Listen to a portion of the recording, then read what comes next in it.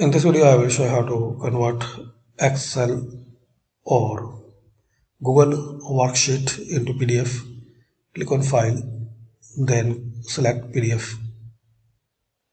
Here you can make changes like you can select workbook or current sheet or selected cells. Here you can change the paper size like A4, A3, A5, B4, B5. You can set portrait or landscape. You can fit to page, fit to width or normal.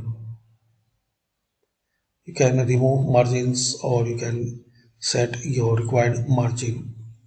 In the formatting, you can show the grid lines, show notes,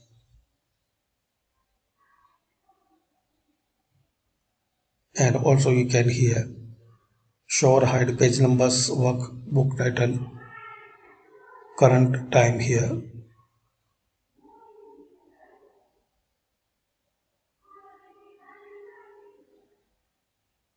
Like this. And once you've done these all settings, click on export. Downloading process will be start now here. Once this complete, just double click on it.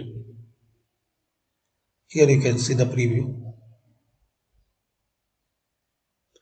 and you can print it easily just by clicking here.